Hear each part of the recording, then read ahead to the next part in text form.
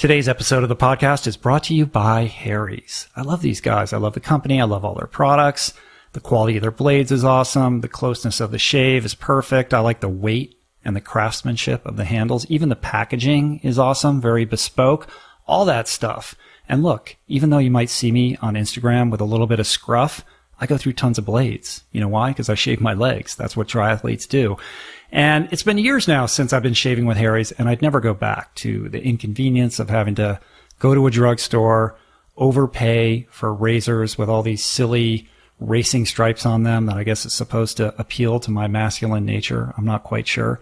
And look, I'm not alone. Over 3 million guys have already switched to Harry's. Why? Because it's a great shave at a fair price. And when you create a great product and have a price point that makes sense, you're going to win, right? Harry's offers their blades at half the price of these drugstore brands. Just $2 a blade compared to the $4 or more you're going to pay at the pharmacy. Plus, all their products are backed by a 100% quality guarantee. And right now, Harry's is so confident you'll love their blades, they're giving you their trial set for free. All you got to do is cover shipping, which is $3. The free trial set includes a weighted ergonomic razor handle, 5 precision engineered blades with a lubricating strip and trimmer blade, rich lathering shave gel, and a travel blade cover. You got to have that. That's a $13 value for you to try. So stop messing around and get started shaving with Harry's today by claiming your free trial offer. A $13 value for free.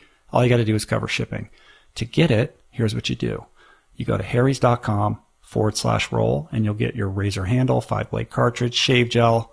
harrys.com/roll. Do it now. We did it. Let's do the show.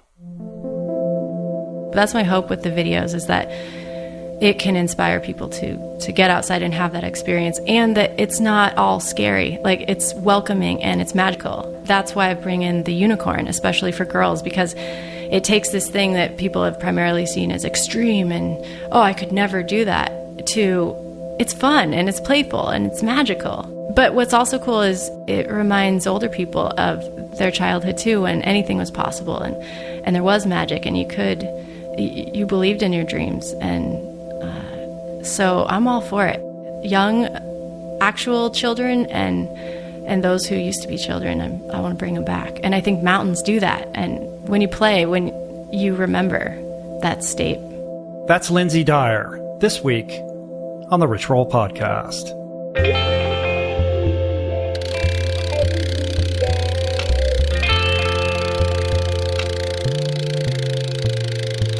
The Rich Roll Podcast. Hey everybody, how you guys doing? What's happening? My name is Rich Roll. I am your host. Welcome back to my podcast, the show where each week I go deep, I get intimate, I go long form with some of the most compelling paradigm shifters, thought leaders, high performers, spanning a wide spectrum of perspectives across everything from health and wellness to fitness, entrepreneurship, art, athletics, and more. And this week's guest is no exception to that rule, Lynsey Dyer. Lynsey is a professional skier, but she's a most unexpected one, really an extraordinary athlete who has blazed her own unique path in her sport, skiing, and I think in many ways has really helped to redefine what it means to pursue sport professionally in this era in 2017. Lynsey is one of the best big mountain skiers in the world. Over the course of a decade-long career, she has won every single big mountain competition that she entered. She has also won several free skiing competitions and awards, including the 2004 International Free Skiers Association North America Tour Champion. In 2010, Powder Magazine awarded her Best Female Performance for her role in Magic Moments. She has been awarded Female Skier of the Year by Powder Magazine. She was the first female to be on the cover of Free Skier magazine and has starred in many, many films. She also, very interestingly, produced, directed, and starred in her own film. It's called Pretty Faces. It was widely acclaimed, and it's really this beautiful cinematic tribute to female empowerment through sport. She has also starred in or hosted many television shows for NBC, ESPN, Bravo, the Ski Channel, Mountain Film, and Outside Television, and has been featured in too many media outlets to mention, including Good Morning America. Basically, Lynsey is a total badass, and all of those accomplishments are super cool, But it's not the real reason why I wanted to talk to her, and I'll explain the real reason in a moment. But first, today's episode is also brought to you by Boll and Branch. Let me tell you guys, I just got back from Ireland. It was an amazing trip, 2 weeks away, but I was so psyched to get home and fold myself up in my amazing Boll and Branch organic sheets and get a great night's sleep. Because a great night's sleep always begins with great sheets. Now, I know what you're thinking. Organic sheets, that's got to be expensive. But guess what? They're more affordable than you think with Boll and Branch. These guys are really changing the game by creating the world's softest bedding. And I love having these guys as a show sponsor because everything they do is crafted from 100% organic cotton, which is awesome. And also everything is ethically made, meaning everybody involved in the creation of their bedding has been treated with respect, which is super important to me. It's no wonder that these guys have thousands of 5-star reviews. The New York Times, Forbes, the Wall Street Journal, everybody's raving about them. Even 3 U.S. presidents have Boll and Branch sheets, so there's always that. And since Boll and Branch sells exclusively online, you don't pay that expensive retail markup. Half the price, twice the quality. Plus, there's absolutely no risk. Try them for 30 nights and see for yourself. If you're not impressed, then just return them for a full refund. You can't beat that. Zero risk involved. Go to bollandbranch.com today and you'll get $50 off your first set of sheets plus free shipping when you use the promo code RichRoll. That's $50 off plus free shipping right now at bollandbranch.com. BOLL and branch.com. Promo code RichRoll, bollandbranch.com. Promo code RichRoll. All right, Lynsey Dyer.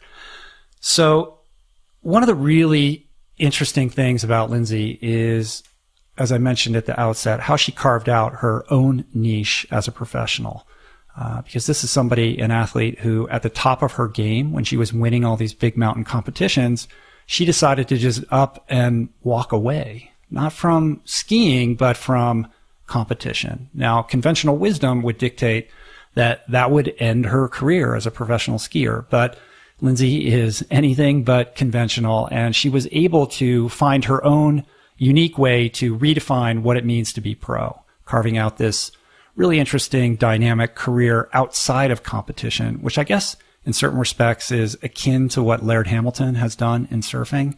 In any event, Lynsey first came onto my radar several years ago. I'm not sure exactly when, but Julie and I both became obsessed with her Instagram posts, not just the beautiful photographs of mountains and travel and these epic ski images, but really like the vibe. You know, it was a vibe that is unapologetically female, but female on her own terms, by her own definition. Strong, confident, you know, this attitude of taking no prisoners and always kicking ass. Somebody that you can feel great looking up to as a female role model, an ethos I'd like my daughters to emulate, or really a role model for young women across the world.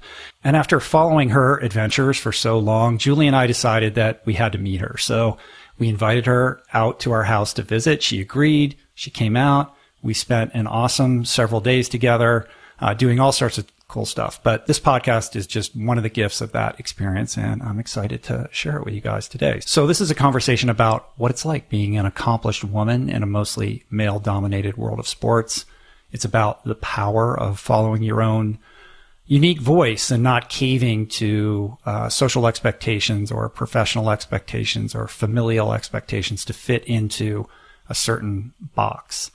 It's about what comes along with being different and how to remain authentic to yourself, a theme of this show, of course, and the beauty of adventure and exploring, and finally, what it means to her to be this role model. So with that said, I give you this fantastic conversation with Lynsey Dyer. Lynsey Dyer, how are you?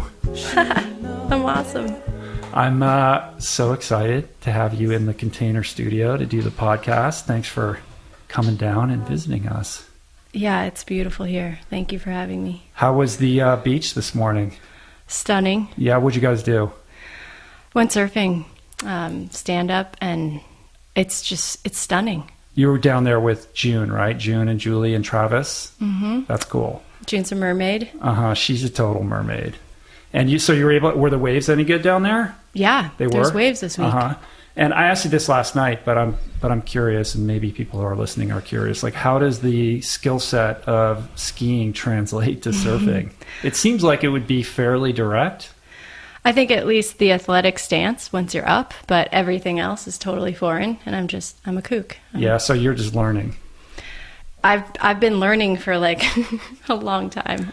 But you don't do it as consistently as you ski, obviously. No, I get, maybe a couple chances a year for, less than a week to give it a shot. So, right. But man, surfing's hard. It's hard, man. It's really it will humble you for sure. It's definitely humbled me and frustrated me. But it's also, those tiny little moments make you come back. I remember the best ride that was so long ago, and it's keeping me coming back. Yeah, it's like drugs. Like you're just trying to seek that high that you got. That's what gets its claws in you. You get that one good ride, and that keeps you getting out there and falling on your face 1,000 more times just in search of that just one like blissful moment, right? Yep. Well, cool. Well, so many things to dig into today, but I think the best way to kick it off really is just kind of create a little context and set the stage. When I think of you as, this incredibly powerful, positive role model for female empowerment, that obviously is directly related to your athletic accomplishments and what you do on the mountain, but really transcends that. Like you have a really strong message that is reaching a lot of people as this, sort of example of what it means to be like a kick-ass chick that shreds. You know what I mean? That in many ways I think can be qualified as a redefinition of what it means to be, a strong young woman with a message and with a skill set. And, I think it's been transformative in a lot of people's lives. And I just want to thank you personally for being a role model as a father of 2 young girls. Wow. I think it's really cool. That means the world to me. Coming from you. It's, wow. You're strong and you have integrity and you do it with grace, and I think that it takes a lot of, inner self-esteem and composure to be able to do that in the face of what I would imagine are pressures that you face daily to do it a different way or to fit into kind of, how other people would like you to do it. Right. I really appreciate that I come off that way because I do not feel all those things that you just said. You so don't? Thank you. How do you feel? Every day is, there's no roadmap, there's no, this is how they did it before, so this is the next step. Does that make sense? So it's always, I have to ask, I'm stumbling. I always feel like I'm stumbling. Yeah, but you're following your intuition and you're following your heart. In the same way, like, when you look at someone like Laird Hamilton, there's no roadmap for what that guy has done. I'm sure there were pressures on him to be a competitive surfer, and he just blazed his own path and he's been able to create this whole kind of thing that he does, but there was no example that preceded him, and I think in the skiing world, especially as a female skier, like there's nobody who was doing what you were doing before you were doing it. You know what? There actually were. The trouble is that I wasn't exposed to them, and not very many people were. And that's what I had to find out, was that there are incredible women that have come before me. But the trouble is no one gave them a voice. No one gave them a stage to expose them to young girls like me, who needed legitimate, real role models, not models who are just faking it, carrying the surfboard. The first thing that had an impact on me as a young girl was the Roxy catalog. And of course I wanted to be a Roxy girl, right? Because I was like, oh, surfer girl, I want to be a surfer girl. And then when I found out that they didn't actually surf, they were just models. I was crushed. I was devastated. And that was kind of a motivator to say, I'm going to be that. I'm going to show you that we can do things. We can do things. We're not just there to look good. That's not the fun part. The fun part is riding the wave. Right. Being the person who actually embodies that. Yeah. I don't want to be the cheerleader on the sidelines. Well, I'm terrible at basketball, but I want to participate. Right.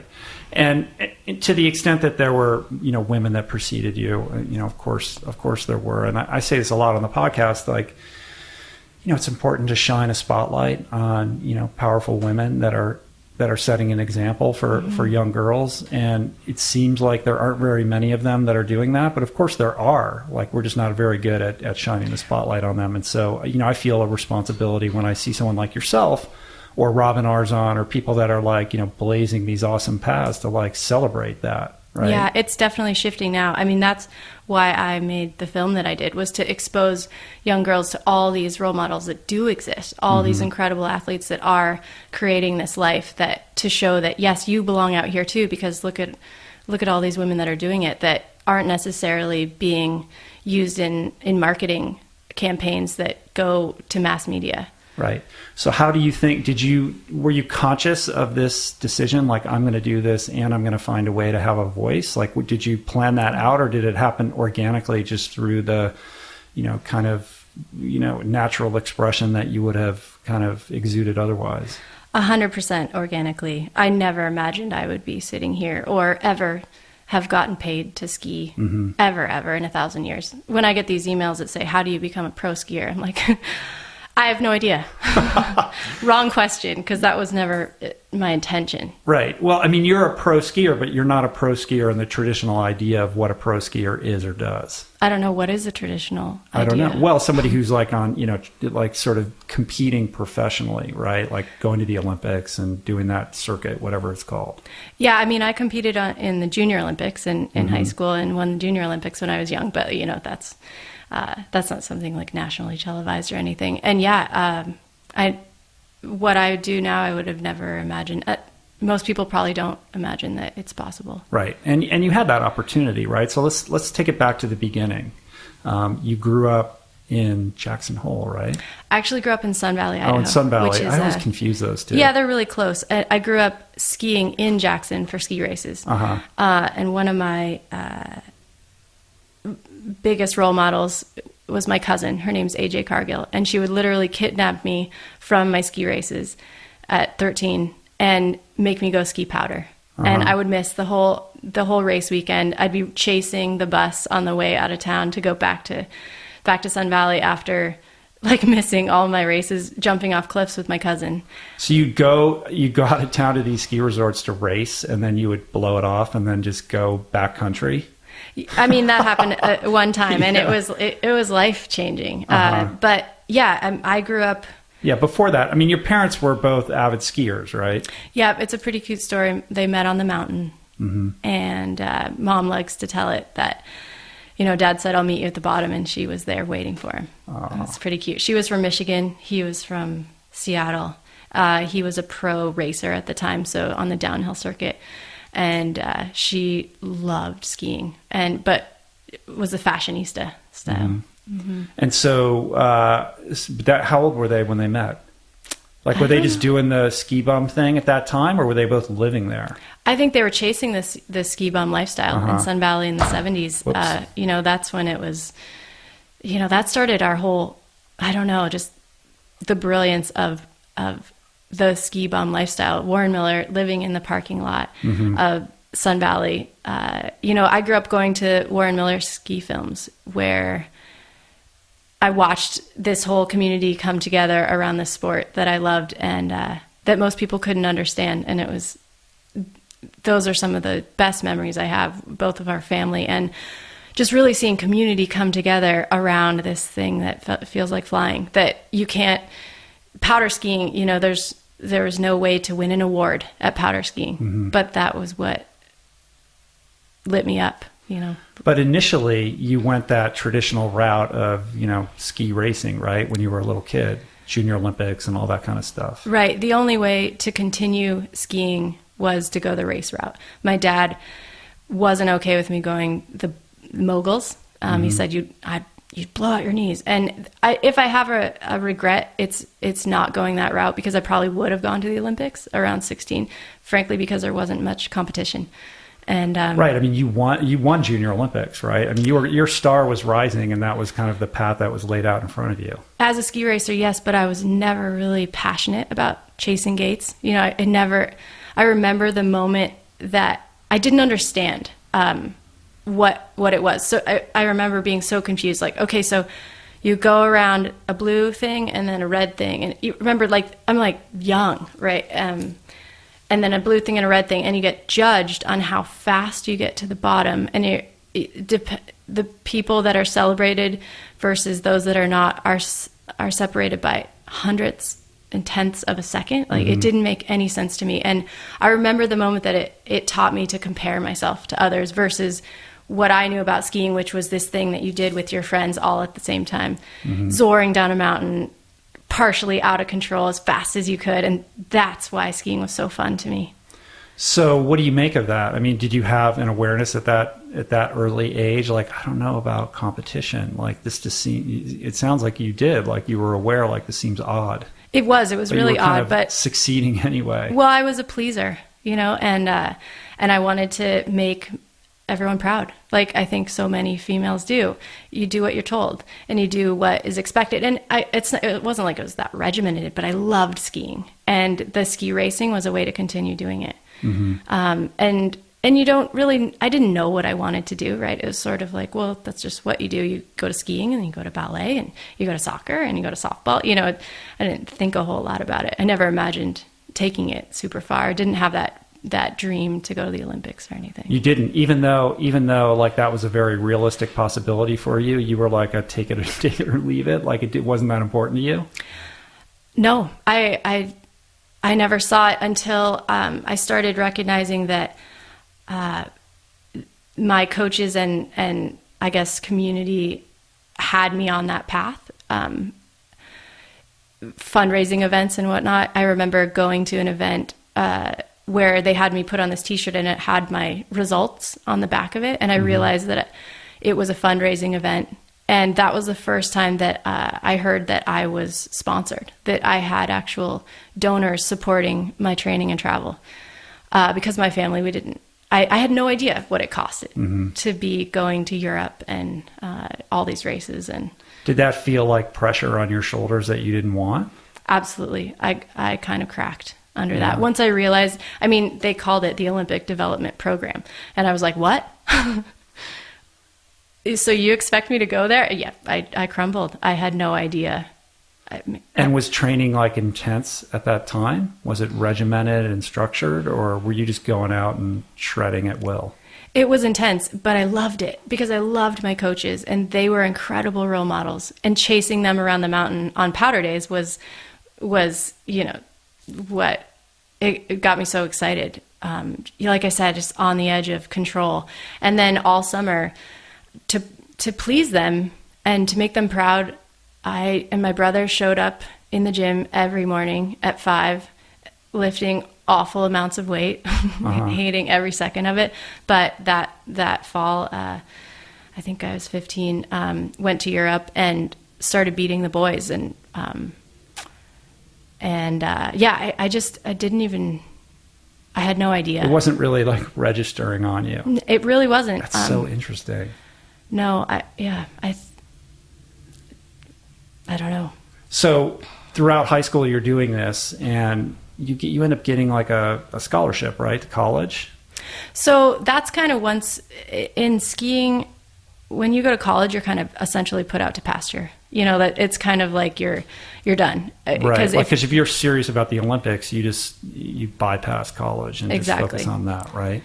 Exactly. You know, so when I started, a couple tough things happened when I started really performing, and sort of unaware. I had this power and this strength that I hadn't had before, and it allowed me to, I guess, take risks. But they didn't feel like risks because I had the strength to, I don't know, do some magical things on snow. But what came of it was heavy bullying. When I started doing well, I had heavy bullying all the way through high school, and it was all from high school even into college, from my own teammates.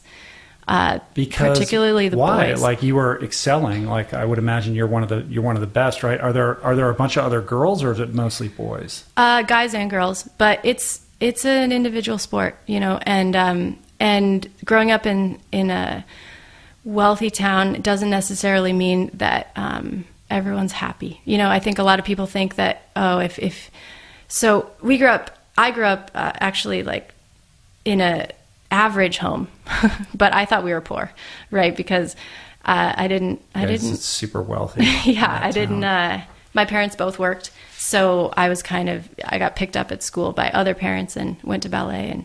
And because you're like a townie sort of, is that sort of what it was like? I mean, ski resort towns are very unique ecosystems, right? I don't know. I don't know how to compare it, right? Right. I thought when I found out what a latchkey kid was, I was like, oh, I guess I'm a latchkey kid. Uh-huh. Meaning, you remember what that term meant? It meant that your parents are both working. Yeah, you come home after skiing. House. Right. Right. And then I felt badly about that. But off the subject. Bullying. Yeah, I guess. Like bullying you for what? Like because they were competitive with you? I think there's a couple things. I think in retrospect, there just was some really unhappy kids that weren't getting attention from their parents, that really needed some love from their parents. I mean, I would lay in bed at night and try to think of comebacks that would make them leave me alone. Because there was really just one ringleader, but the rest of them followed. And it was actually a kid in particular that I grew up with. Like, our families were friends when we were really young. We took baths together when we were like, we have baby pictures together. And it was really sad. And it was a long time. And so I guess if that would be something, if I had something I could say to any kid that was being bullied now. One, it gets better. And I feel like now it made me tough. And if I could tell kids, I'd say, like, this is your warriorship. And there might be nothing that you can do about it, except that it's made me strong. Like, it's amazing how many like really high performing people that I know, and a lot of people that I've had on the podcast were bullied as young people. You know what I mean? Like, because you're a little bit left of center, or you're a little bit different, or you're thinking outside the box, and that's not always so good when you're in 5th, 6th, 7th grade. In this case, though, I think it was straight up competition, and I'm a team sport person. I didn't like the fact that someone else had to lose so that I could win. It just wasn't my thing. I like the we. I loved soccer. I loved softball. I loved genuinely hoping someone else would play to their best so that we could win, so that we could celebrate. And even when I did well, I felt bad because other people were sad. And when I didn't perform, I felt bad because you're taught to, like, if you don't win, there are times when I would say I didn't feel like I deserved to eat. It's weird. It's almost like you set up your own little prison because you excel at these individual sports, and yet this is the feeling that it's giving you. Yeah, and I don't mean to take anything away from skiing or ski racing, because it taught me so many important things, discipline and showing up when I didn't want to, and showing up in all conditions, and getting comfortable with the uncomfortable and pushing myself. I mean, 1,000 things. And when I finally decided to do it for myself, use all those skills that I had been taught from my coaches and from the program, I took off. When I could finally get behind them from my heart instead of the shoulds. Right. And we're going to build towards that. But prior to that, so you're being bullied and you're sort of souring on this idea of competition. Like, do you reach some kind of, burnout situation when you're in high school where you're like, I'm done with this? Absolutely. I think just the pressure, like I said, if a lot of us got to the point where if you weren't performing, then it's your whole life, right? It's your identity. Absolutely. 100% of your identity. And especially in a ski town, that's probably all anyone's talking about, right? Right. It's like football in Texas or something like that. Yeah, if I wasn't in the newspaper, it was like, Right. I didn't go to school much. I didn't, it was my whole life. Mm-hmm. So is there a point where you just quit outright, or you just shift gears with your skiing, or what did that look like at that time?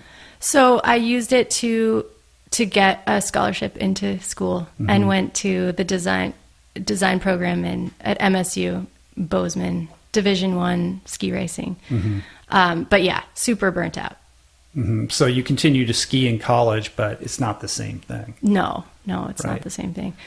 And again, it was just an excuse to continue to train hard, to build friendships, and to check out this new thing called college. Right. And that's where is that where you kind of discover this love of art and design? Did you always have that? I'd always had that. My parents assumed that I was going to go into art, not athletics. I'm actually not, I mean, my dad even says it, like, you had to work hard and your brother had the talent. So I'm not, I don't know, you worked that's really such hard. a nice thing to say. It's our family joke, So is your I brother was super timid. talented skier? He was talented at everything athletically. What's he doing now? He has the regular, the typical, he's got a house and a kid and a 2-car garage and a wife. And Does he live in Sun Valley still? Yep. He does. And he was a ski racer also? He ski raced, he played baseball, he did everything easily. But and like normal guy. Yeah, normal guy, but also just never really found his thing that he was super passionate about. I almost wonder if it was too easy. And yeah. So you go to college, you start studying design and art and all these beautiful pursuits. But I feel like the turning point for you was really when you did this semester. Was it a semester or a year when you went to Italy? Wow, you did some research. I always do some research. Well done. So yeah, I went to school, got into the design program. Incredible. No one would think it, but it had an incredible design program, incredible professor that is still a huge role model and friend. But he wasn't in the beginning. So I went to school in Italy for a year abroad, and it was like Florence, or where'd you go? It was such an incredible program. We traveled all over the country, from Florence to Rome we spent a month in the Umbria countryside studying printmaking in a castle. Wow. Like traditional old school printmaking? And I could run through the orchards and the olive fields every day. And but I was the only athlete, and it was great. Not one conversation had to do with sports, and it was so good for me. And that's really the first time you'd ever really taken a break from skiing, right? First that ever. You could have a life like since. outside of that. Yeah. It was incredibly good for my sense of the world, that there is more to life than.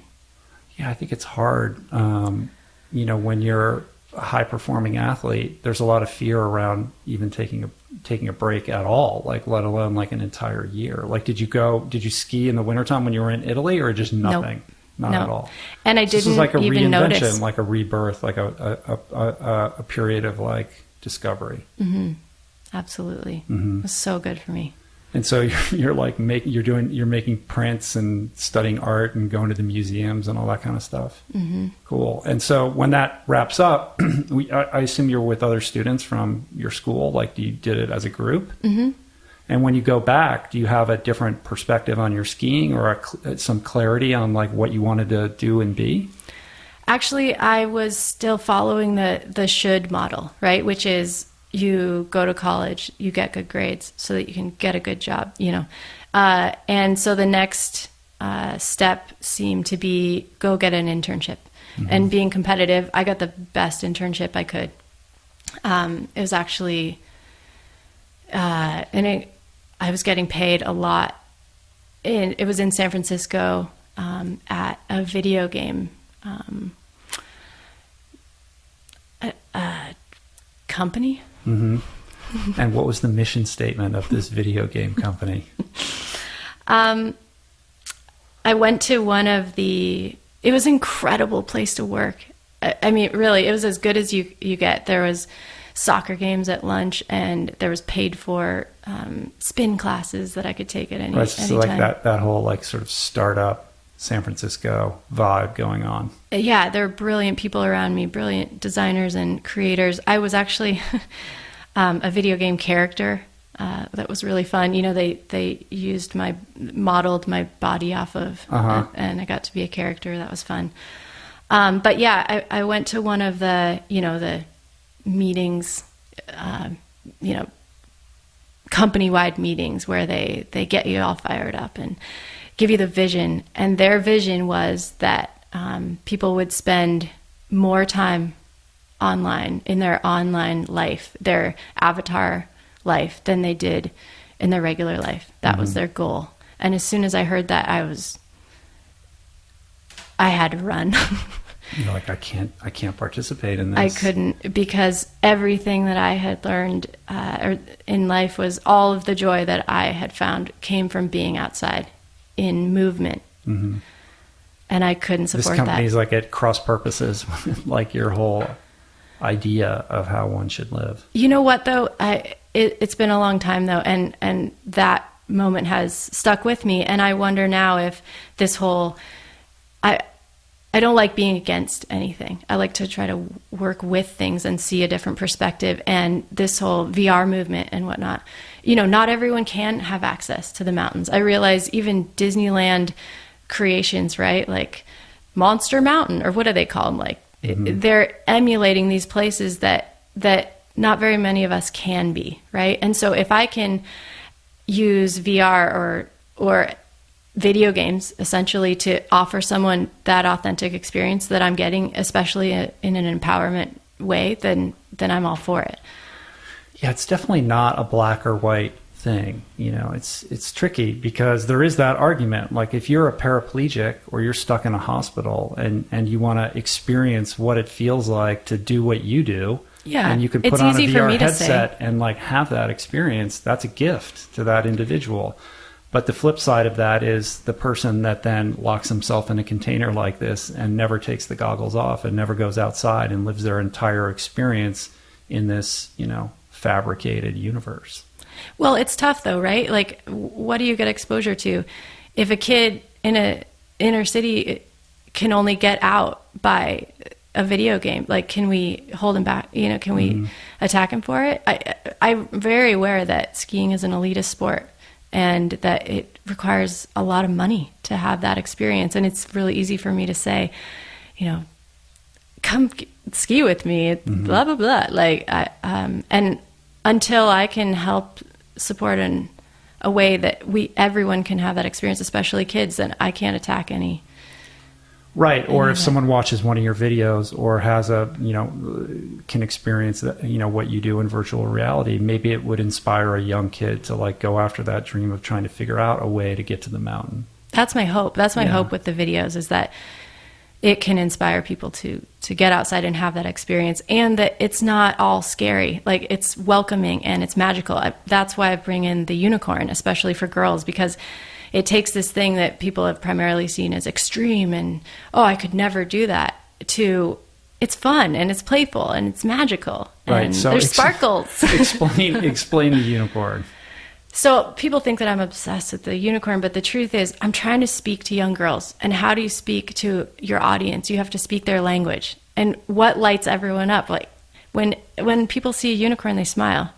And I can talk to any kid in an airport. And I do. I'm like the weirdo. I was like, hey, you like unicorns? Me too. And it works. They're like, yes. The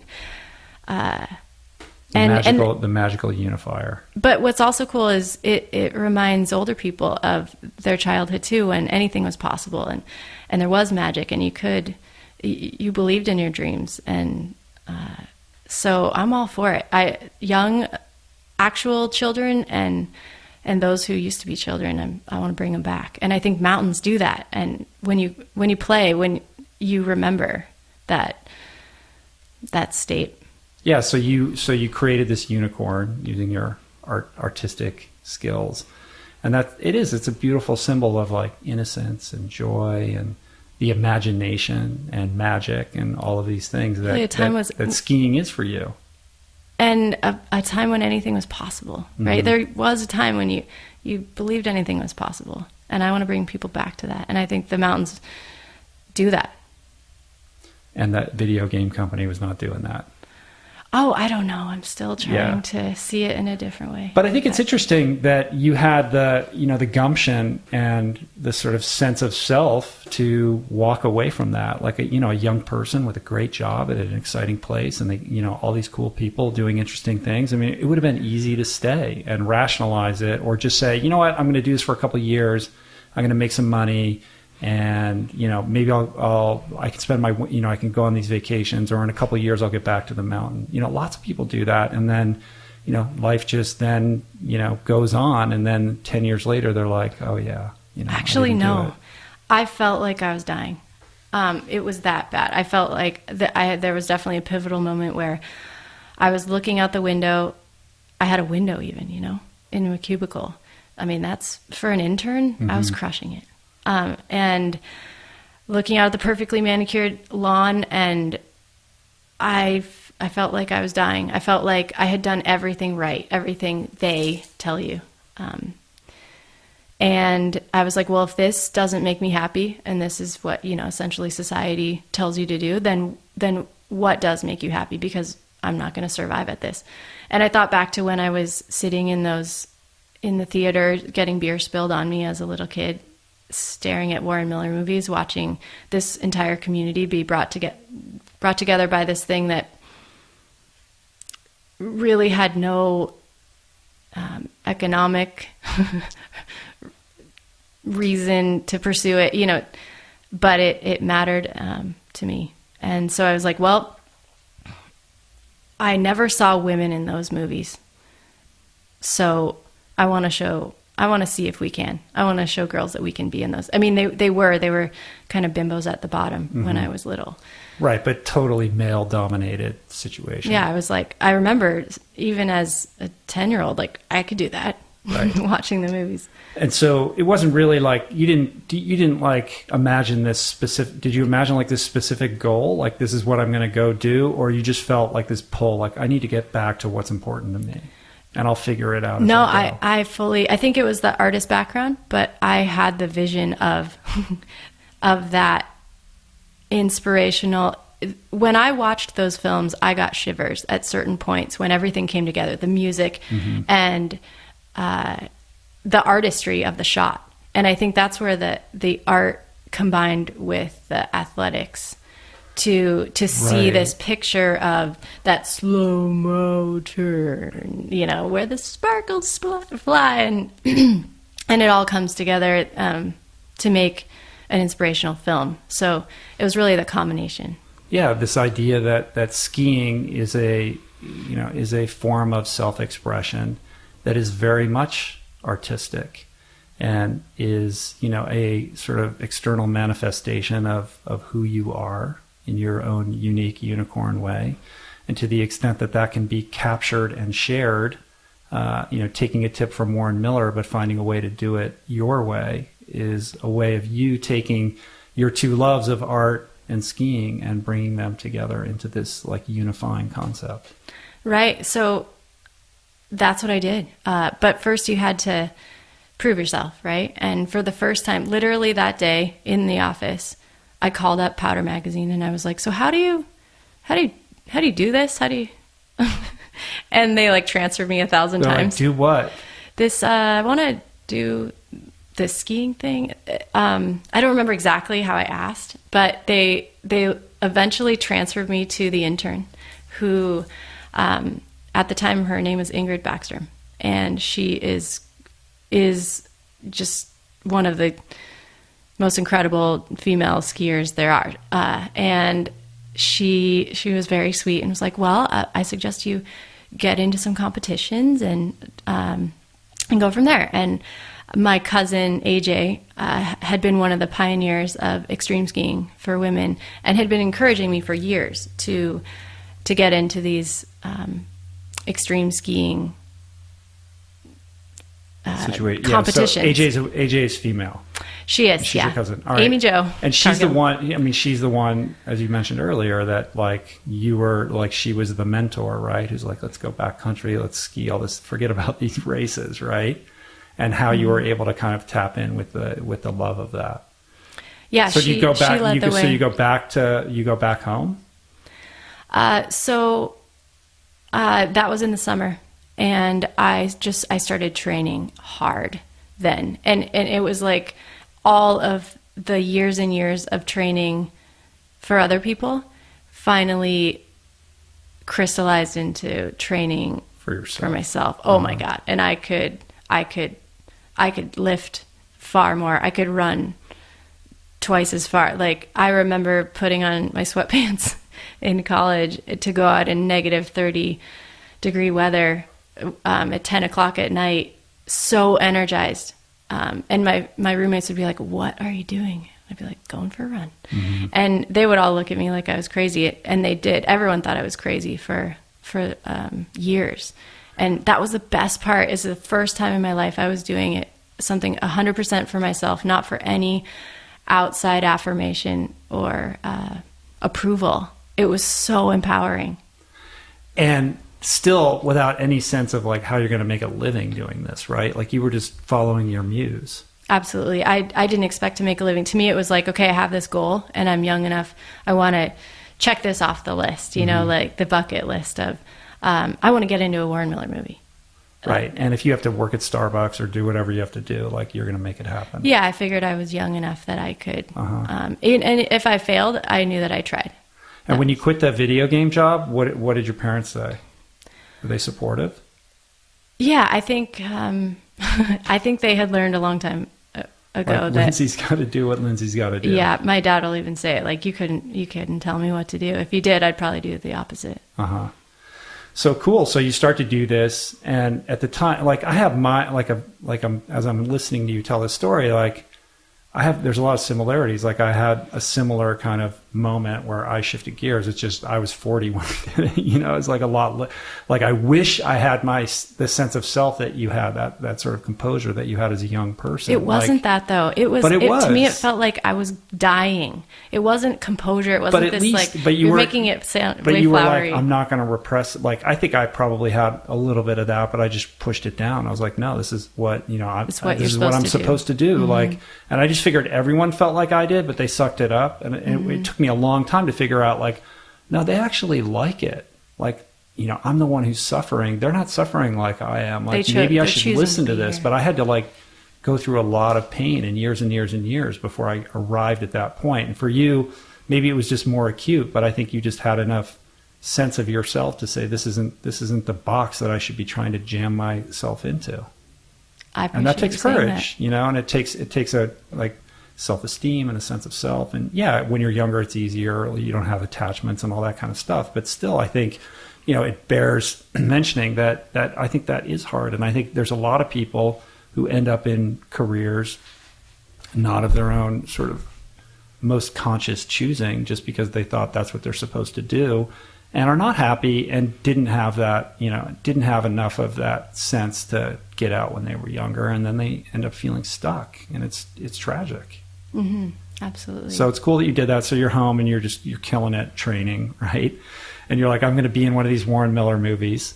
And you knew him, right? Like, he was in the community, right? In the parking lot, or like, did he come and go, or like, where does that guy live? He lived in California. He was a filmmaker in California. Yeah. Explain. I mean, maybe people who are listening, not everybody knows who he is, but, you know, legendary ski filmmaker.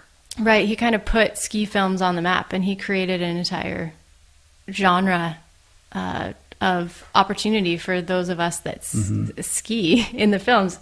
I guess it's like acting, except you're an athlete, so, or a stunt person, but all the films are just pure stunts. But they're beautifully composed, right? It really elevated, you know, that to a very specific art form. And he pioneered that, you know, pre-Instagram and pre all the stuff that we do today. Right. But after 10 years of doing it, I hadn't seen that vision of what I had always seen in my head that had motivated, you know, getting into the competition scene again and all of it. So I had to make my Right. own So what, movie. if you had to articulate that vision, what does that sound like? It was like everyone was following his model instead of evolving it, and not even evolving it, but it was almost like, why isn't anyone just showing the way it is? The way it is, meaning we're awkward in the parking lot and families fighting to get out the door. And instead it was just like the perfection. Exactly, which Right, isn't without really the relatable. emotional connection or the humanity behind it. Mm-hmm. And I wanted to celebrate those parts of it because that's what makes it fun. Well, I think that's also what really engages the viewer also. Like if they can see somebody as a fully formed human being that, that they can relate to, who like has the same kind of conversations they have or arguments or what have you, they're like, oh, I like that person. I can see myself in that person. And then when you go out and do rad stuff, they're like totally in for the ride. Right. I think everyone, they want to see themselves reflected back in film or media. And if you're not seeing how you engage in this sport, then it's boring. And Right. I think that's kind of how it is right now. Ski films, I think, are fairly boring. Even though the stunts in them are incredible and the athleticism it takes to pull them off is insane, and the level of risk that we're all taking. But I don't think it's necessary. Meaning what? Well, Like what's not necessary? the level of risk that we're all taking. Yeah. Well, I think that's really getting ratcheted up too with, kind of like the whole Red Bull Films ethos and Instagram and trying to get the perfect shot and everybody trying to, up the ante, one stunt at a time. I mean, you see it in rock climbing. It's like insane, right? Like even the sponsors are backing away from the athletes because they're like, this is too crazy. Mm-hmm. Somebody's going to die. And, I'm sure people in skiing are, they are dying, right? Mm-hmm. And so that pressure to like, I've got to get this shot or get this clip, because it's going to be super epic, and doing things you wouldn't ordinarily do because you're so wed to the viewership and the likes, et cetera. What's great is that it is shifting. We have lost enough people where that awareness is, and education is becoming cool, right? And so there was a time when I felt like, I had already hit a 70-foot cliff and I didn't want to go bigger than that. And I was like, how can I outdo that? And the pressure of that, I remember feeling moments of the only way you could outdo that is if you died, right. And I think a lot of athletes feel that way. And so how can you reinvent it to make it just as engaging, but, especially when you're about being a decent role model, like how can we show the kids that it's good to take care of yourself, especially with the head injuries and the all the other, just the parts of it that I'm not proud to support. Right. So you do that by bringing in the humanity and bringing in the stories and providing, kind of the inspiration and the kind of life advice for a young person that can inspire them and make them feel like this is possible for themselves and hopefully set them on a trajectory that will get them to embrace the outdoors in the way that you do. I hope so. Is that like the idea? Yeah. And that it's fun to get educated with your friends. And it's still, if you ask any professional skier, the best part about skiing is still powder skiing with your friends. It's not jumping off enormous cliffs. Uh-huh. And so those are the parts that I want to empower. So you're training like a crazy person, right? And so was there like a break? Like what was the first moment where you thought this is going to click in and this is going to work? Or how did that kind of unfold for you? I was blown away, but how easy it was to, I hope this doesn't come off the wrong way, but I won every competition I entered fairly easily. But even like, so the first step was getting in shape to then enter these freestyle competitions, right? Which is a whole brand new, different world of skiing, right? And so explain what those competitions are and what that whole world is about. Because we see skiing on television, we see, what did I call it last night? The Grand Slalom. The Grand Slalom. Yeah, we were talking last night. That's how much I know about skiing. the downhill and the slalom, etc. But this is a completely different thing. Yeah, there's giant slalom. Right, and it's the giant slalom. And but I'm talking about freestyle now. Right. So yeah, most people, when they think of ski competition, they think of Olympics, GS, giant slalom, downhill, moguls. I got the G part right. Yeah, you're doing great. I'm all over it. Yeah. And then and what's so cool is now they've included the park events. But big mountain skiing is very much in the natural environment. You're making the first tracks down something, and that's part of my favorite. Some of my favorite parts about it are that the creative, the fact that you choose your line down the mountain, and winning that's and how losing, you're judged. Like you're judged based on like the creativity that you bring to the run. Yeah, you're judged on 5 different criteria of your difficulty of line, fluidity, technique.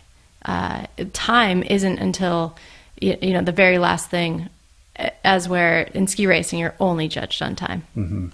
And so it suited me really well. Right. So it's more about self-expression than it Very is, much.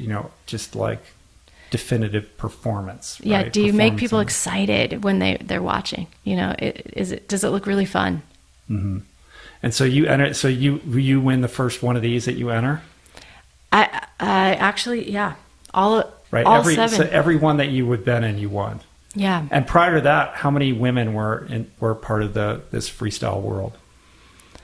Was it mostly dudes? It was mostly dudes. A handful. There were like 3 that I could name that were in the magazines and writing and that had a voice. That world didn't exist when you were in high school. It's like a new thing. It might have, but I wasn't exposed to it. So you find your thing with this, obviously, right? And this is getting you noticed, I would imagine, right? Again, it was I did not like competition, so really This is still competition. So how are you reconciling? Like, I wanted to get out of there as soon as quickly. Oh, you as did, as even possible. though like you're winning and killing it again. You still want it's still too much. It was just a about means to an end. competition. It was to me a way to prove to the sponsors that I was legitimate. That was how you proved yourself. And yeah, in this world, it's everybody wants to be in film and photo because that's where the sponsors are. That's where you can get paid. And now I have so much respect for the level of competition has increased so much since I was there. And these women and guys that are on the competitive scene now, people don't know their names, and yet they are the best skiers in the world, but people don't know their names because you need the big name sponsors. Right. And those that have put their time in there, to me, have that validity that I respect. But now, because they're not at the Olympics, like we don't talk about them. Outside that insular world, like most people don't know who these people are. Right. And sadly, the whole Instagram world has changed things even more, where people are not even going through that system of being, I guess, vetted. They're just calling themselves athletes and calling themselves pro skiers, and instantly they can blow themselves up on Right. social media, and then you get the sponsors. And so it's totally changed our sport. I mean, it's, as you know, it's easy to make a nice turn and put it up on the gram. But to ski a line in challenging snow in Europe, these athletes are crushing it now, but they're not necessarily getting the recognition that they deserve. Yeah, it's interesting with Instagram. I mean, on the one level, like to just play devil's advocate with that, perhaps it could allow somebody to create a life around skiing without going through that competition route at all. Like somebody who really can deliver the goods, who's really awesome. And because they're sharing it in this social context, they can get the sponsors and not have to deal with, some of that process that was ill-suited to you. But most of them probably are just not like, it's just for the likes, right? Yeah, it's kind of sad, I think, how easy it is now. To really, all you need is some blonde hair and a cute smile, and you can get all kinds of sponsors. Yeah, and we're going to unpack that in a second, but just we're working our way up to that, because that's really like the crux and the meat of like, kind of where you've changed the dynamic a little bit. But I first want to understand like how this whole world of sponsorship and sponsors work. So like you establish yourself in this world, and then there are these companies that say, all right, we want to basically pay you to endorse our product, and that's what allows people like yourself to like continue to ski. Like, how does that whole thing work? I still am not exactly sure. But you have I know my sponsors. experience, but I don't know everyone's, so I can't speak on behalf of everyone. But or like what the scene is, the way you do this. But the way so far, and honestly, I don't even call this a career still. At any moment I could be, I'm a line item on, and I'm very aware of that. So as it stands right now, I'm still blown away that I keep getting the call. Right. So you have like a couple sponsors, and they allow you to be able to like just do what you do, right? Yep. I get a base salary, and then I'm expected to be available for a certain amount of days per year, whether for their needs, whether that's poster signings or show up at trade shows, or promote this new product, or be in a photo shoot for promoting a new product. Right. All right. So you win all these 7 competitions, and then you want out of that, right? So how does that look for you? Like, how did that work in terms of like, did you land sponsors as a result of that? And then you had the ability to like step outside the competitive zone? I thought I would, but no one cared. I was so lucky to get a pair of skis to ride on. And that was really just, it's still about friends, borrowing a pair of friends' skis. So yeah, no one cared. And my goal again was focused on what's it going to take to get into a film. I want to film. I don't want to be in competitions. Right. And so how did that come about? The first one of those come about? So I'd love to talk to you about almost not graduating. Yeah. Okay. Let's talk about it. Well, it's just sort of a funny story, because while I was competing, I was still trying to graduate. I was in my senior year of college, and I was going to all these competitions, so I was missing a lot of school. And one of the things that my professor said had always been, combine what you love with design. And so that's what I thought that I was doing. And as it came closer to graduation, he pulled me aside and was like, you're not on track to graduate. And I was like, what? I mean, my grades are fine. He's like, no, participation is part of this. And he was really grumpy with me. He thought that I had just been blowing school off to go skiing. And I was like beside myself. It's weeks away from graduation, and I was like, I don't know how I'm going to pull this off. And we're in the design lab, and someone had sent a picture or something of the podium, and he happened to be walking behind me and saw the screen at that time, and he stopped and he was like, "Wait, this is what you've been doing?" And I was like, "Yeah, I'm trying to. This is what I've been doing." And he did a full 180 at that moment, recognizing that I was working towards something that actually he had inspired in some ways. And to this day, I talk to his classes about what it looks like to combine design and sport. I've been able to design my own ski line and the liners on jackets and posters, and so much of my design background has helped this career. Well, you design your life. Very right? much, yeah. You design your life based on the merger of your passion of skiing with art, right? And like everything you do is sort of an expression of that. Absolutely. So on the macro schedule, the macro level, you have that, and then all the way down to the micro with whatever Instagram you share or whatever is a reflection of that, which is pretty cool, right? That's an amazing way to live.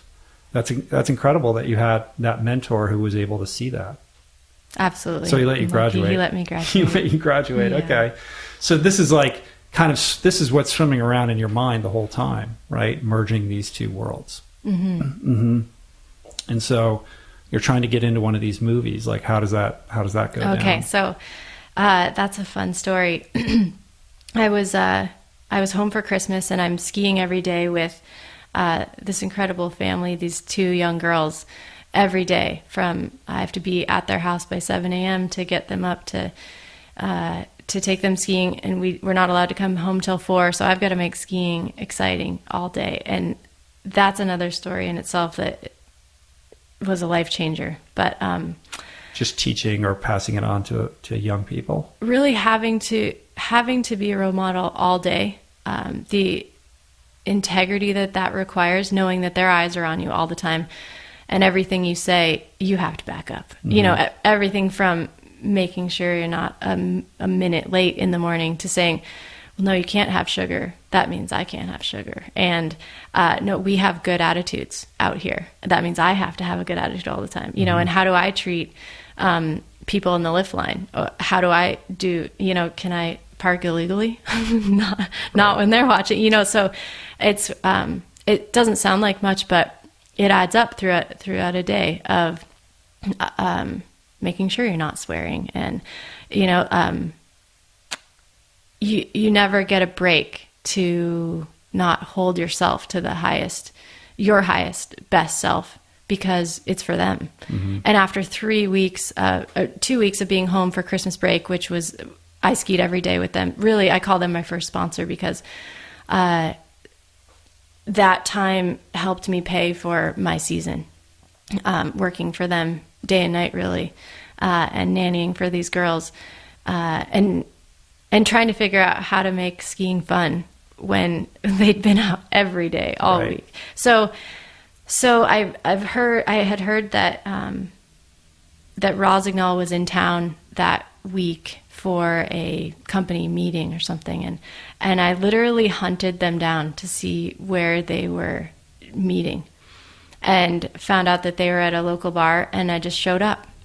And at the time, I had been given a pair of skis by the team manager who, you could send 1,000 emails and he never mm-hmm. responded to any of them.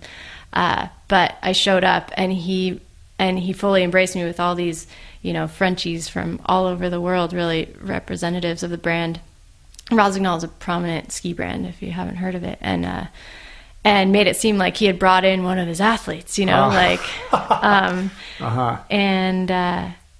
And so, I got taken out to dinner and kind of put on the show. And then he's like, what do you want? And I'm like, I want to film. Like, I want to go film right now. Mm-hmm. And at the time they were sponsoring Teton Gravity Research, TGR, which is one of the prominent film companies. Mm-hmm. And I'm like, I want to film for TGR. And so that night he's like, well, you've got to take her back with you. He said that to one of the other athletes that he had brought in. And at that time, this guy was, one of the classic partier, crazy guys. He had rented a Hummer to get there. Right. And so I packed everything up that night, ended up missing New Year's because it was like, I got my chance. And booked it to Jackson Hole. Uh-huh. And so that was the first movie. Mm-hmm. Right. And so did you do something, how did you put your stamp on it? Were you able to do something that hadn't been seen before, or present yourself in a way that was unique in relation to how things are typically done in these ski movies? Or did that evolve over time? I just, I had been, visualizing and preparing for that moment it took 2 years to get there. I couldn't believe it. 2 years is all, from that moment I'm sitting at a desk to 2 years later. And I just knew that I was going to need to do something impressive. And that meant jumping off the biggest cliff I could find safely. And mm-hmm. as a ski racer, I had been a downhill skier. I loved the airs, mostly because everyone else got scared and I got excited. So as soon as I got to Jackson, I was looking for a cliff. And I remember the very first day being taken out by one of the other athletes is still a great friend. His name is Schroeder Baker, and him and one of the owners of the company, Todd Jones, and Todd said, why don't you go hit that? And it was it's called Fat Bastard. And it was, it's like a 65, 70 foot cliff. Oh my God. That my eyes didn't even see as an option. And I remember looking up at it and being like, that? Right. Like that. You'd never done anything that crazy. Not even close. And I mean, I'd hit big downhill jumps, but nothing even close. And Schroeder luckily stuck up for me and was like, dude, it's her first day. No, dude. And then we went to another one, which was probably like it was a good 40 footer. And after looking at that first one, this one was like nothing. And I hit it 3 times and all hiking. And they had never seen a girl go that big from what they said. They were so excited. And for me, I was like, yes, this is what I could do this all day. Yeah. Right. Then that night they had a big party. And, skiers are partiers. Yeah. And I was the only athlete that showed up that next morning. And we're all too hungover. Yeah. Gosh, so the production was ongoing, right? It was continuing. Yeah, as long as the weather's good, you're supposed to show up. And no one could make it to the shoot? Yeah, so it was me and the filmer. There was an intern that they made come out with us. And so after a couple days of, hitting the cliffs, this was by the 3rd day. And I was pretty tired, but I wasn't aware of it.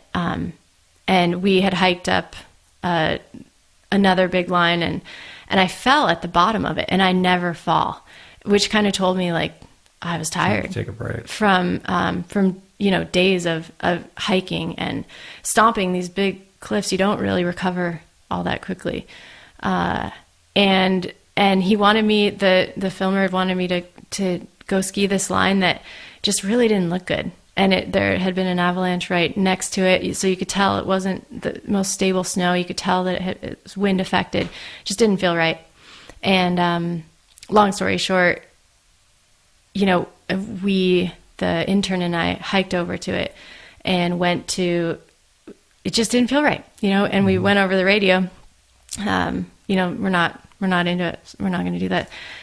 And the filmer got so upset, all kinds of swear words. I'll fucking go do that myself. And I was so, I guess, young and didn't want to lose my chance and be called a girl. Yeah, this is your big chance, and you're a woman and all of that. Mm-hmm. And right? they'd never given a girl a chance. I mean, that was the thing, is like, girls can't do this. Like, women's skiing's boring. Somebody did my team manager a favor to get me out there. And so I didn't want to let anyone down. And I fully, let my own intuition go. And I blew out my knee. And so I really only had a few shots, but from those few days, and a year to think about screwing up. Yeah. So, but you got in the movie. You learned a lesson. And then when that movie came out, did that change things for you, or how did it go from there? I think on the outside it did. I think, again, I was sort of oblivious to the outside. I just felt like I had failed because I had only gotten in, 2 days. But I guess it was enough to get on the map. Yeah. And so then you start getting booked in other movies. And then when does Warren Miller come knocking? The next year. Uh-huh. Yep. And you made that dream happen. Yeah. Where does the, the sense of, sharing and advocacy start to, come in by virtue of, what you're doing on social media? And then we're going to get to the movie that you made and all of that. Did you start to develop an awareness that what you were doing was meaningful for other young women, and that perhaps you had a message that could be empowering to girls? I never saw it to me, it was what did I need as a young girl? How could I be of service to something that I didn't have? And I think number one was seeing girls in the films, seeing that they could perform right alongside the guys. Mm-hmm. That was and just to push your way in there, 'cause it's not easy. Right. And at some point, don't you end up like on the cover of, was it Powder magazine? Yeah. Like So that one magazine that you reached out to the intern that began the whole thing. And you were the first woman to be on the cover. So that was that fat bastard that first day that he had suggested that I couldn't even conceive of jumping off of it, and it took me 3 years. But yeah, eventually, jumped off that one. Right. And so first woman on the cover of that magazine, like you're breaking all these barriers, like at every stage, like just winning all those freestyle competitions, being the first woman to, start doing crazy stuff in these movies, the cover of the all this kind of stuff. Right. So I would imagine like the community is taking notice of you and you're making an impact in terms of, this sense of what women can and should be doing or shouldn't be doing, kind of blowing that glass ceiling up. That was my intention, was to show what we were capable of. At the same time, I was also being used in marketing campaigns for the curly hair and the smile shot. Uh-huh. So for example, I did that 65-foot air, and then right after that, for the camera, did a powder turn. And my sponsor at the time used the powder turn in their marketing that season, for their main marketing. So once again, it was, the girl was still represented as the smiley powder turn skier. And I was pissed. Mm-hmm. I was like, wait, I just did something that required a lot of me and, puts the brand in a position to say, to show that girls can do this, and they didn't see the value. Right. It's all about the smile and, like, that's great, but can you do it again in a bikini? No, it was more like, the audience doesn't care. The audience wants to see the product, and they can't relate to that. What they can relate to is, smiley powder turn. And Mm-hmm. I was like, I was pissed. Mm-hmm. So I was like, at that moment, it was another one like, well, if I want to change this sport, I'm going to have to change it from the top. Right. And I've heard you talk about, the kind of pressure that you and others face, especially, in this Instagram culture, right? It's all about how you look, and there are these girls that have like massive followings because it's about, it's about the butt or whatever, you know what I mean? There's no substance to it.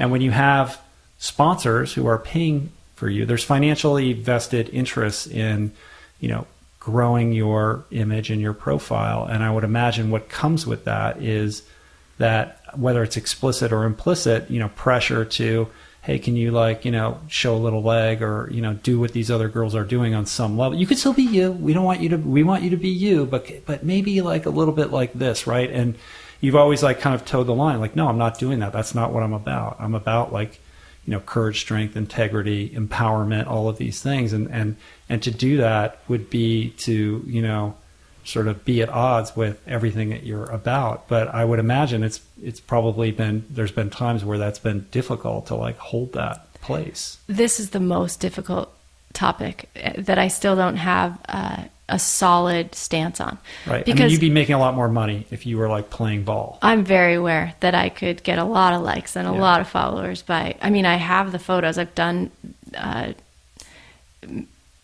bikini shoots, which is really fun. There's a part of being feminine that I love, that I'm so honored that, and I'm also an artist. I love the female body. I think it's beautiful. Like I think it's beautiful. I don't want to hide it. And so part of me, wants to express that. And then part of me is there to say, okay, but I'm really not here for myself. I'm here for what is the greatest service for the young girl in me. What did she need to see? Mm-hmm. And that distinction between celebration and exploitation. Yeah, exactly. Man, but it is tough some days. It is so tough. Even last year, I had an opportunity to get a lot of money from an alcohol campaign that I watched a lot of my,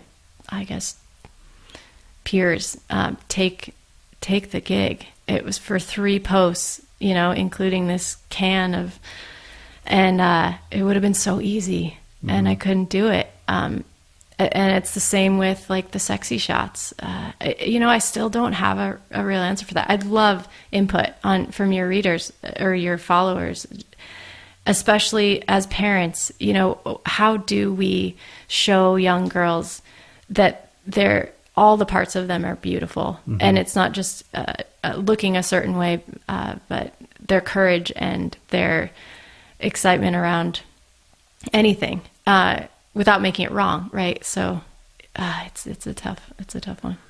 Yeah, well, I think you've done a good job by just trusting your gut on that and your instincts. I mean, in your heart of hearts what's going to be okay and what isn't. To me, I'd say anything I actually do. I wear a bikini to go surfing and to wakeboard, and if I'm doing a sport, like, sure. Well, the word authenticity gets thrown around, very casually, but it's true. If it's authentic to who you are, if it's a natural expression of what you would be doing ordinarily, then I think it's okay. It's when it becomes artifice and there's some other kind of agenda that's built into that where it becomes, something else entirely. And I think, But what would you tell your daughter? She's got an opportunity to make a lot of money from, a bra campaign, for example. What would you tell her? What would I tell my daughter? I mean, first I would tell her that I love her no matter what choice she makes, and that hopefully she has enough self-esteem and enough sort of connection with herself to know what the right answer is. I wouldn't tell her to do it or not to do it. I would tell her to trust herself, and that whatever choice she makes is the right choice for her, but that it has to feel okay. And if there's any kind of queasiness or reservation about it, that she shouldn't do it, and that those choices should not be made out of fear or a desire for money or out of a sense of people pleasing or trying to fit into somebody else's box.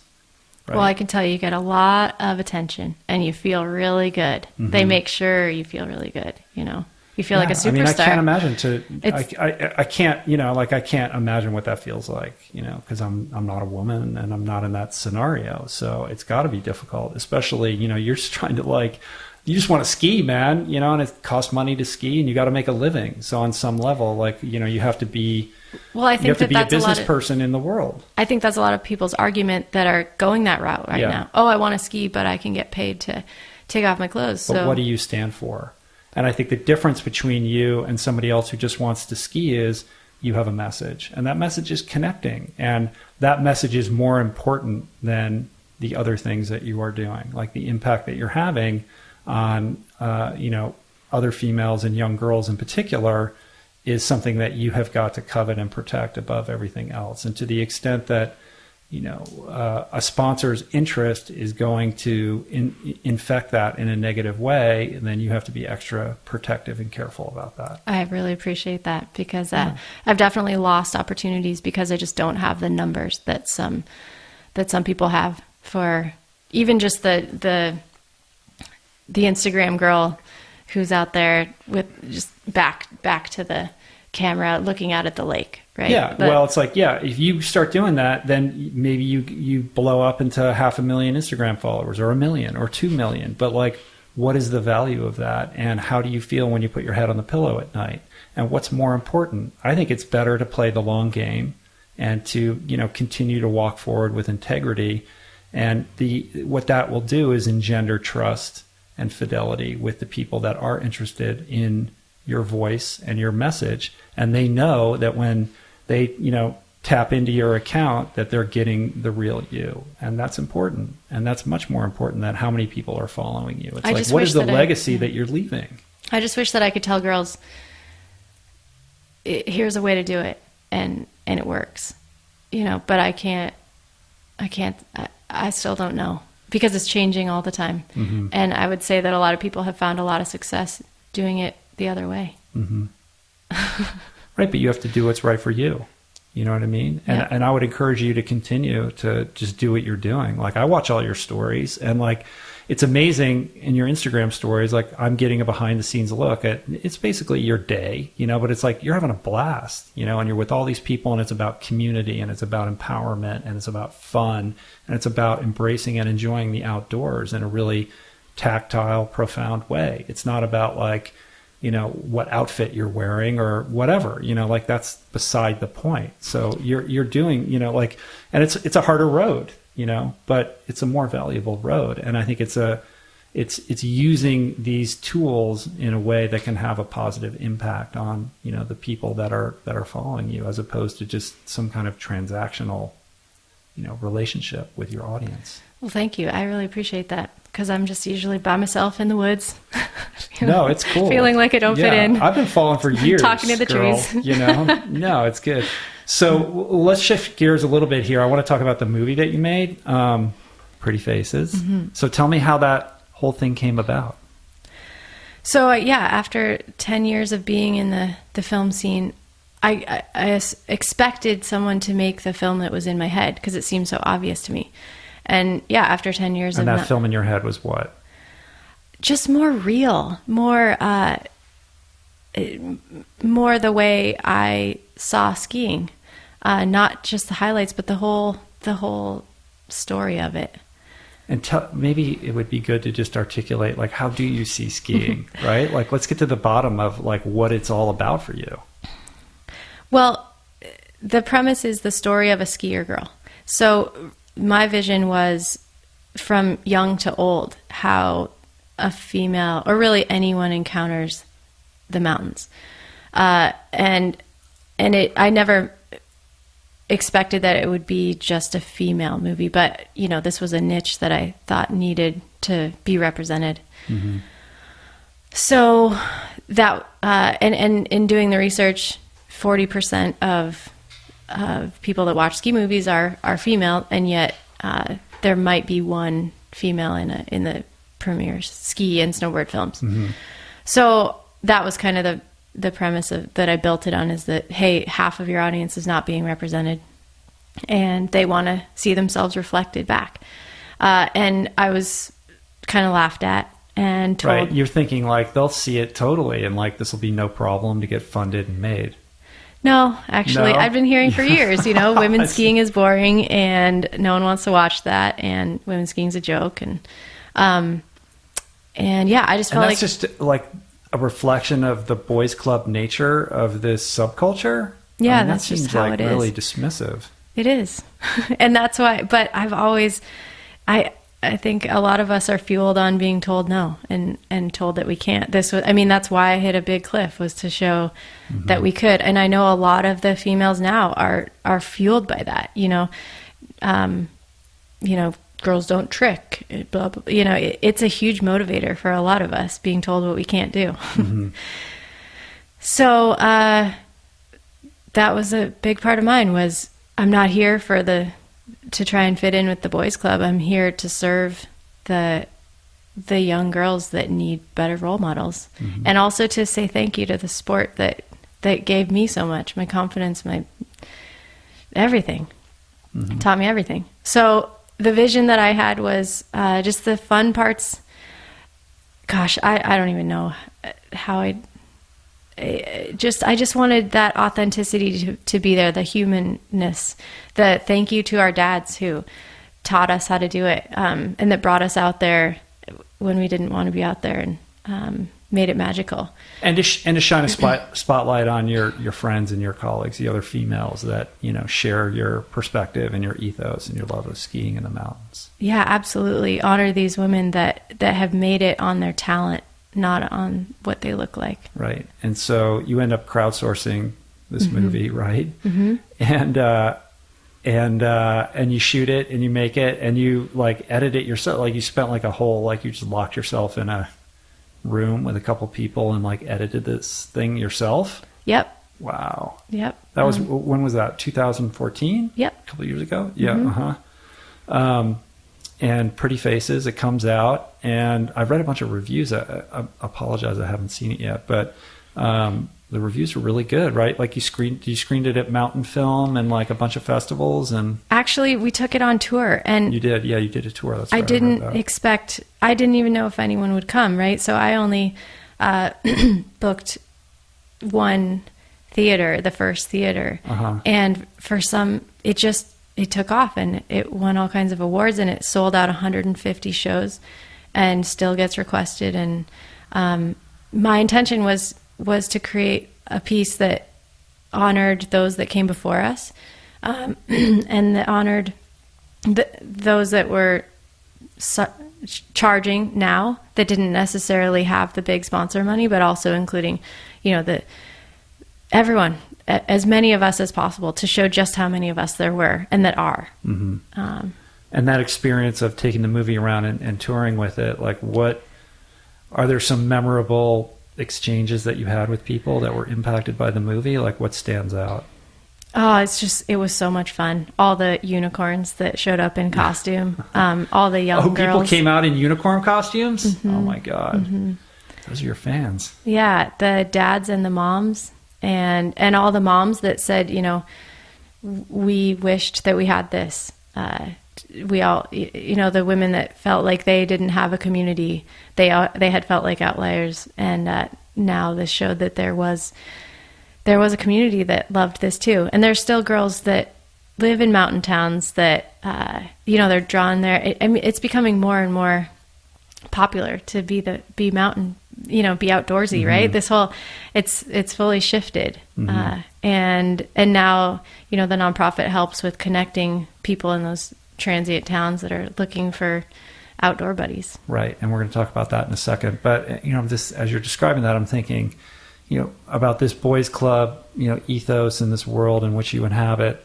But when I kind of like poke around and, read about the things that you've done and that you're doing, like, you had like really favorable sort of mainstream press that exists outside that subculture. Like Outside Magazine has always been like a big fan of yours and writes about you all the time, is always like praising you. So it's like you're getting the love, like maybe not with the boys club, or maybe that's changed, I don't know, but the outside world is like taking notice of it's you so in funny, a way that exists, like, and that's way more powerful than whatever, like the couple people who like, are tastemakers within that small community. Like if you can, your message is transcending that and impacting culture outside of that, which is really, that's the gift.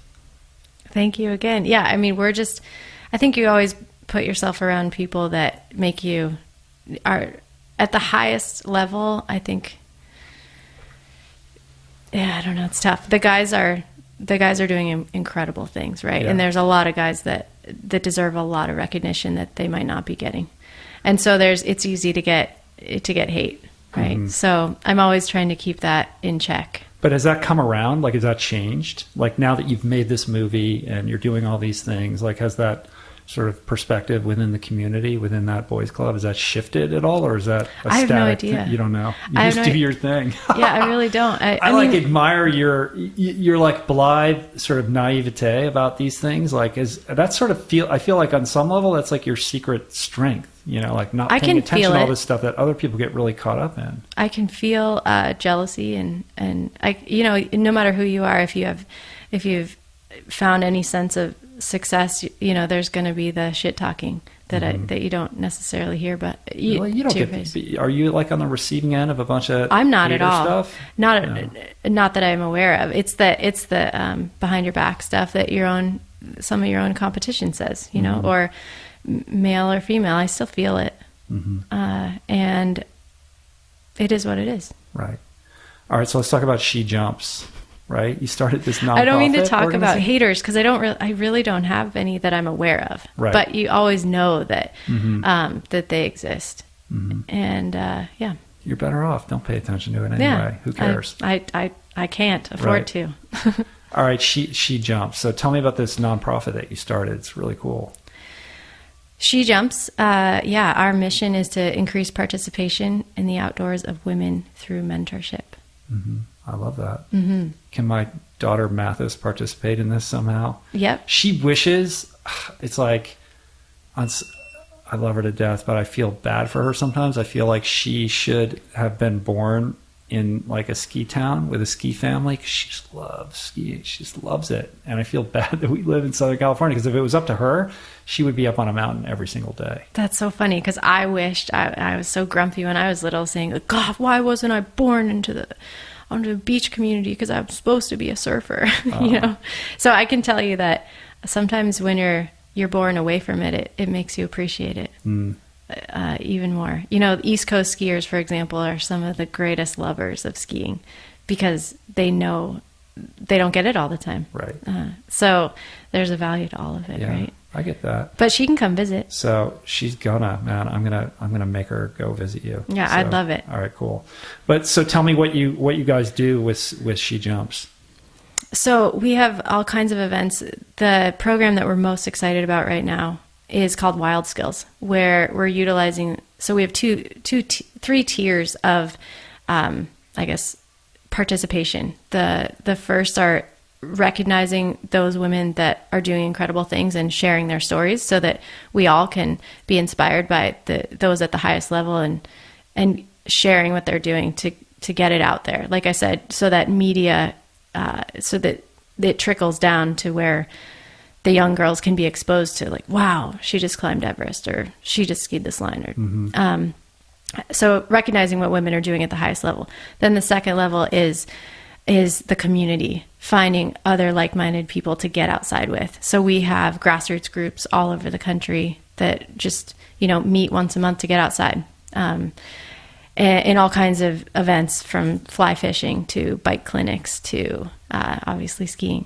And then the third is the Never Evers, and that's where our programming and our fundraising goes towards. And we utilize those top two tiers to coach for these events. And we've got a couple programs where we're fully outfitting girls and boys to take them skiing and coach them. But Wild Skills is our newest program. What we struggled with was with the mountains. God, there's so much so many costs, right? And it's inaccessible. So we needed a model that could be scalable. So we developed a program called Wild Skills, where we're teaching 4 different skills: navigation. I like to call it fort building, but it's shelter building. Right. Leave no trace protocol. And what's the fourth one?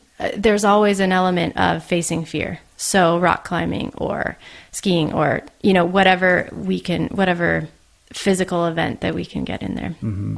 And the idea behind that is exposing like underprivileged kids that don't ordinarily have the ability or the access to do these things, right? Underprivileged and privileged. I think privileged kids need this stuff just as much as underprivileged. That's what I'm finding. I mean, so many of the kids I grew up with, they had plenty of money, but they didn't have enough love. They didn't have the big sister or the parents around. So everyone needs it. So yes, we make sure that the at-risk youth definitely have, there's lots of opportunity for them, as well as average girls. Right. That's beautiful. That's really cool. So how many people like work for the organization, and how do you structure all that? Like that's very enterprising. We really have only one paid position, and that's our director. And then everything else is volunteer. And, of course we have a board and right. And where would you like where is all this going for you? Like, do you have like I get the sense that like you're not somebody who sits down and writes out the 5-year plan. Like, you're going with the flow and you're following your heart and your muse. And that's been a trusted, sort of true north for you, and has led you. It's my only choice. Yeah, it's like it's led you by like trusting that, by having faith in your own personal voice. It's allowed you to kind of blossom into this person and provided you this life that you always wanted, right? So, and that's inspiring, that's inspiring, because I think a lot of people are afraid of that. There's a lot of uncertainty that comes with that. That's the trade-off. It is not easy. You have to learn to live with that, right? Mm-hmm. It's tough. You don't know if you're going to, have a job next year. And so it takes an active, I have to be very active in staying in my highest potential. Mm-hmm. And that means staying in those activities, that keep that fire, I guess, light me up. Mm-hmm. And I've actually been thinking about that a lot. And I don't know if I don't have an agent or anything like that to tell me, like, to advise me on what I'm supposed to talk about or not, but I've been writing a book. Oh, cool. Yeah. It's like halfway done. And I don't know. You would tell me, is that something I should talk about or not until it's done? You could talk about it. You're on the hook now. It's good. Now you're accountable. So no, I mean, that, right? I'll do it no matter what, because it's what I realized was what I was using to navigate. And it's been about fun. Mm-hmm. And it's called the Unicorn Handbook. Uh-huh. And it's the value of fun and the value of play. And there's some research on it, but it's never been all put in one place. Right. So that's what I'm playing with. That's really cool. That's awesome. How close are you to being done with it? It feels like, halfway. Yeah. But I've never done this before, so I'm very aware that there's rewrites. Are you doing it? Do you have a publisher, or you're just doing it on your own? You're doing it I just wanted it again. It was kind of my own, just writing down my own values and my own navigation, even just for myself to remember. When you get stuck, what do you do? When you get scared because I don't know what's going to happen next year. What are the go-tos that help me, move through that. Mm-hmm. And I would say it's breath and it's movement and it's what feels fun and how can I make this playful? And when I use those strategies, there's always a shift. Yeah, that's cool. Do you have, who are your mentors? Do you have people that you turn to for counsel, or maybe somebody that is in the culture that we know of that you sort of aspire to their way of living, or you're just doing your thing? I think I'm still searching for that role model who I want to be like, and I'm really sensitive. I mean, there's a reason I look up to Julie, because she's really speaking some truths that I can feel that I think all of us struggle to talk about. Mm-hmm. So I'd say she's one of them. Right. Oh, that's cool.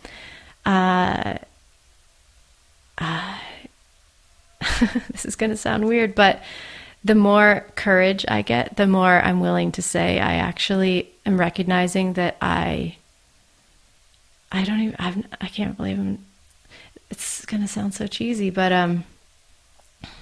I represent the planet. I'm the marketing team for her. For the earth. There's nothing cheesy about that. That's beautiful. Yeah, I mean, Mother Gaia. she's the thing that nourishes me, and like I said, when I was sitting in that beautiful job in a building, I can't even run on pavement, so I have to honor that. Mm-hmm. And I just came back from the rainforest, and it's never been so clear about what I'm supposed to do. So when somebody says, "What do?" you can say, "I'm an ambassador for the planet. I work for her. I work for her." I'd love to say I work for the rainforest. I work for the planet. I work for the good of the next generation who needs a change in how we educate our kids, and not we educate, but we allow them to educate us, because they're bringing the solutions, if we can just empower them to have the courage to share it, instead of forcing them to fit into the box that we want. I want to create those structures that allow them to bring the answers, because we need some solutions. When you talk to young girls, and maybe young girls who are in search of inspiration or mentorship, what is it that you communicate? What is the message that you're imparting? I'm not trying to impart a message. I'm just trying to show them how rad they are, so that they start to see their own magic and start to listen and start to believe in it. Because we have our own magic. I've been thinking about it, even for your listeners.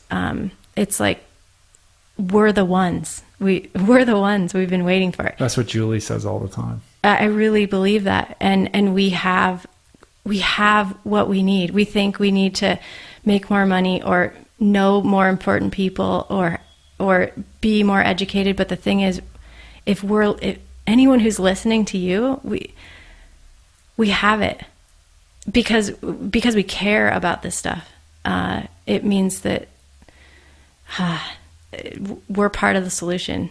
And I've been wondering how to motivate that. And I kind of want to use what worked for me, which was like, oh, well, you probably can't. There's probably nothing you can do. So maybe we'll just, you can't do that.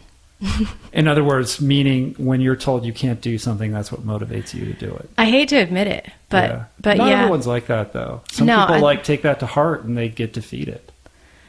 Well, I would say that anyone that is listening to this podcast is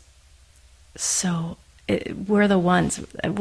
I can feel it. Like, we care. And there's more of us than I think at some level we all feel. I know I've felt like, what can I do? I'm just one person, and I don't have enough money or influence or education. But what sitting in the rainforest did was tell me that so my nonprofit, our motto is, what would you dare to attempt if success were the only outcome? Really think about that for a second. What would you dare to attempt if success were guaranteed? And that's what has led us for this long, but it's been, 15 years, we've been incorporated for 10 years. And now I've changed the motto to be, what would you dare to attempt even in the face of failure? Mm-hmm. What sounds so fun that even just trying it might be worth it. Mm-hmm. And for me, when I was young, I wanted to save the rainforest, but it seemed so daunting and no one took it seriously. I was in 3rd grade. I was having bake sales. And I didn't even know how to cook, like selling uncooked cookie dough to my friends and sending money to go save the whales or the rainforest. And when I looked around at that time, I was certain of what I was going to do. I was going to go into politics and go save the rainforest. But when I really looked into it, it seemed like politics led down a path that I would get lost. It seemed like you had to play a dirty game to get anything done there, and I didn't think I had the strength to face that. And then when I really looked at the problem environmentally, I know I took this off course, but no, it's good. Keep going. You're on a roll. Keep going. I couldn't find a solution. When it came down to it, no amount of awareness was going to change that decision when a family at the edge of the forest has to decide between cutting down another hectare of forest in order to feed their family versus doing the right thing, right? Mm-hmm. In our case. And so I felt like it was a losing battle. And so I got distracted in other things, primarily skiing, right?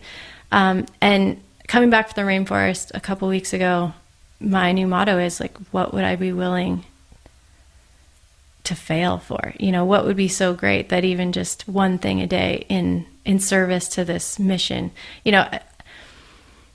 I held this goal of skiing for a living, or skiing that people told me that it was impossible, right? And at the time it was impossible. There weren't girls doing it.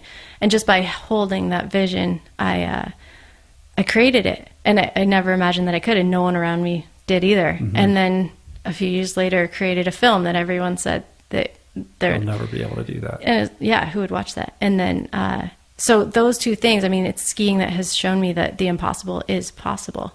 And so if I'm willing to actually use what that's taught me, then the next one is the rainforest. Yeah. Well, that's great. Skiing is the love, but skiing is also the vehicle for the message, right? It's been everything. Not skiing of it in and of itself. It's a metaphor. Exactly. And it's the teacher, and and that can continue to evolve for you. You're not a static being. Right? None of us are, yeah. Oh. That's really beautiful. Well, we got to wrap it up here. Yeah. It's Jai's birthday, so I got to get to her birthday party. But that was beautiful, and thank you. It's a blessing to be able to talk to you. And I always like to end this with, maybe some words of wisdom that you can impart to, the young woman that is listening who is struggling. Maybe she's still in the cubicle and can't find her way out, and isn't in a place where, she feels like that idea of what would be so amazing that you'd be willing to fail for it doesn't feel like a reality for her. Like, how do you break somebody out of their routine and, inspire or provide them with the tools to, perhaps redirect their trajectory towards a more meaningful, playful existence that can, touch the outer boundaries of what you've experienced? Well, I've definitely learned that we truly do only have right now. So what sounds fun right now? What's the next fun thing? And just go do that. Mm-hmm. That's it. Don't overcomplicate it. Yeah. I mean, that's the way I've been living. And so far, so good. And then I also want to recognize you and just say thank you for creating a place that guys can look to for a role model. I think as hard as it is for women to find role models right now, it might be more difficult for men to find decent guys to look up to for everything that you represent: spirituality, health, how you deal in a relationship, how do you follow your own passions and be a dad. Like, so I would say thank you, and to any guys out there that are walking that walk, whether you're a dad or whether you're whether all of it. We need real men. We need you. So it's so hard to be a guy these days. I appreciate you saying that. Thank you. That's yeah. meaningful. Mm-hmm. All right. Well, let's close it down. How do you feel? I feel like that's like the old story, right? I'm like, I want to talk about now. Yeah. Well, we come back, finish your book, and we'll come back and we'll pick it up where we left off. Fair enough. Is that a deal? Yeah, fair enough. All right, cool. Thank you. All right, Lynsey Dyer, she's awesome, and you're going to want to check her out online. So the best places to do that are lynsey.dyer.com, Lynsey, no D, right? Dyer. Yeah, Unicorn Picnic is the place right now. And what about shejumps.org? And shejumps.org. And you can check out Pretty Faces, the film. It's on Vimeo, right? Like, you can pay $5 to watch it or something like that. Is that how it works? And iTunes. And iTunes, cool. Mm-hmm. So check out the movie. Follow Lynsey online. It's the same on Instagram and Twitter. She's awesome. Wow, thanks. And we need more powerful, kick-ass women like yourself. And I'll continue to do my part to try to shine a spotlight on those like yourself. But I think we can all do that in our own lives in a certain way by just recognizing that there are powerful, amazing women all around us doing amazing things. And we will all be benefited, and our daughters will be benefited by celebrating them. So that's my call to action to everybody who's listening. Thanks for talking to me. Peace. Plants. Oh, we did it. All right, we did it. Hope you guys enjoyed that. She's such a cool person. Really delighted to be able to share that conversation with Lynsey, with you guys. So please take a moment, track her down on Instagram, give her a shout out, and let her know what you thought of today's episode. Listen, I've written a whole bunch of books, not a whole bunch. I've written 2, Finding Ultra, The Plant Power Way. Julie just came out with This Cheese is Nuts. All of these books and this whole podcast and basically everything I do is about helping people transition to a healthier way of eating and living. And despite all of these offerings, I still get emails almost every single day from people like, I'm ready to try this. I want to try this plant-based thing, or maybe I just want to get more plants on my plate. I'm not sure how to do it. And I can point people to these books or to various websites. But the truth is, people really are looking for, based upon the feedback that I'm getting, tools that they can access easily that make this transition process or this acclimation or this learning curve of incorporating more plants onto their plate a little bit easier. And so that's why we created this meal planner product for you guys for just $1.90 a week. It provides you with everything that you need so that you can get on a better trajectory and stay on it. Access to thousands of plant-based recipes, unlimited meal plans, unlimited and grocery lists. Everything is totally personalized and customized based on your specific individual goals. What are your food preferences? What do you like? What do you not like? What are you allergic to? What are your time constraints? What's your budget? All of that gets baked into this algorithm that helps to provide you with everything that you would like, that you would prefer, that's going to work within the construct of your life to make this easier. It's just a super powerful tool. We have amazing customer support from a team of experts. We have grocery delivery in 22 metropolitan areas via Instacart. So essentially you make these grocery lists and then all the groceries just get delivered and you have the recipes. So everything you need to make this work, and also, most importantly, to make it stick. To find out more, go to meals.richroll.com or click on Meal Planner on my website. You can find it there at the top.